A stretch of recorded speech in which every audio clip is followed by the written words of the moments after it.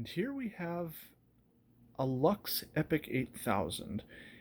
I think it was the second of this body style and the last one to use the dual stage motor before they switched to the single stage VM3. I might be mistaken about that. And unlike the later models, where they had the HEPA filter that sat on top here, instead we would have a blower port here, which has a little spring-loaded mechanism so that when you push down on this, there's a little flap in here that would close, thus pushing the exhaust through here instead. Because if we turn this on now, no exhaust air would come out of here because of a spring-loaded plate under here. So the exhaust actually comes out in the tool compartment. And yeah, there's a filter underneath here. So the exhaust actually comes out in here. And it's the same on the Renaissance too. And then as for a bag, we have a, I think this is an e-vacuum store branded, I don't really want to call it a HEPA bag. It's similar in construction, but I forget what their filtration rate was. It definitely wasn't up to the HEPA standard, but certainly better than most of the paper ones you would buy. But unlike the Renaissance, this one had the Guardian style controls. So we had your on and off switch here, the one for the suction motor and two for both the suction motor and the power nozzle, and then we had 3 speeds to choose from. That one's high, a medium, and a low. So we'll take the readings for wattage for all 3 settings. But let's start this up.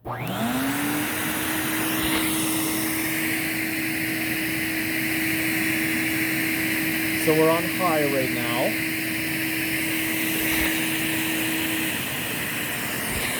Now we're on medium. And then finally,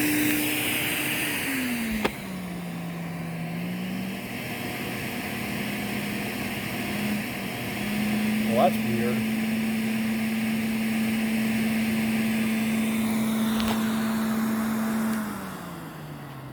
And then I don't, we're going to have to jerry-rig things a little bit because I don't have one of those adapters for this right now.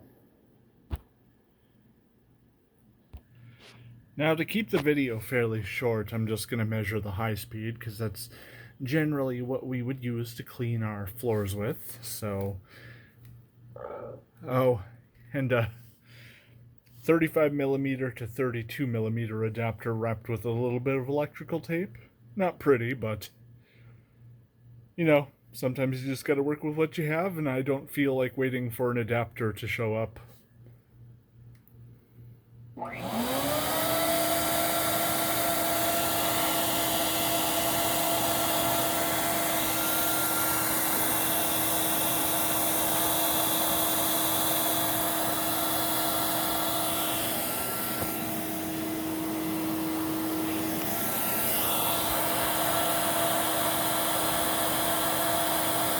Okay. Seems to be holding steady.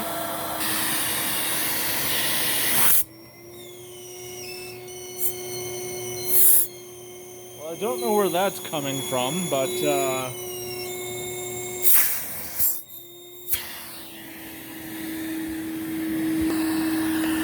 I'm not sure where the leakage is coming from, but we'll just go with it. Now we got our wands on. Straighten that hose out a little. That's weird. You wouldn't think we would lose so much down such a wide pipe.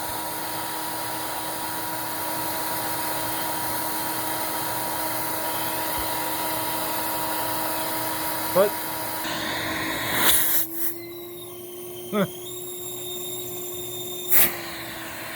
that is annoying. Alright. Now we'll do the nozzle flow.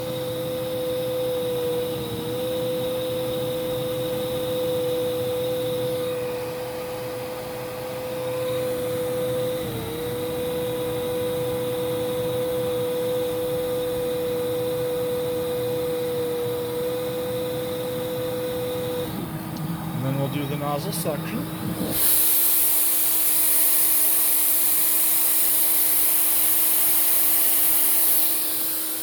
Lots of leakage, but that's kind of the norm for a Lux nozzle. And then let's switch the nozzle on.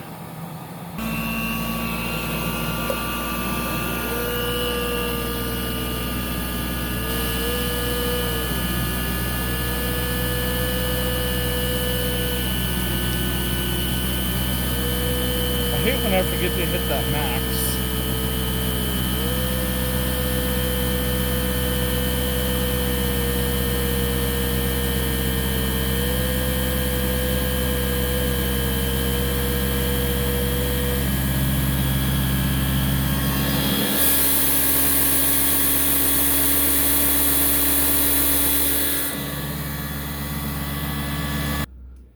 And I suppose before I go any further here, I should give a quick shout out to Casey and his partner Dan. You guys know who you are. They are well, primarily Casey that sold this stuff to me, but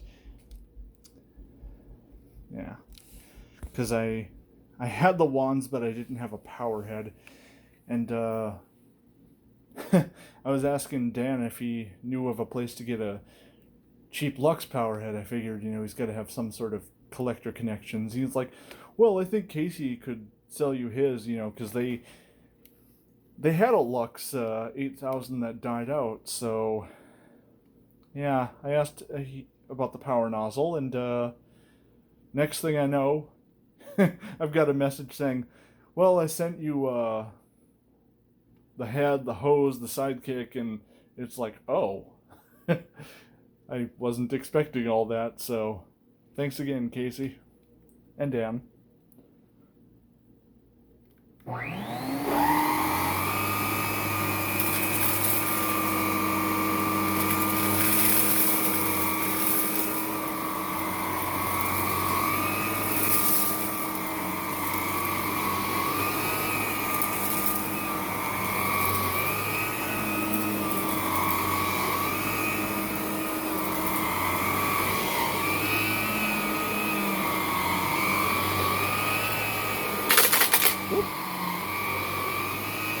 Must be a screw.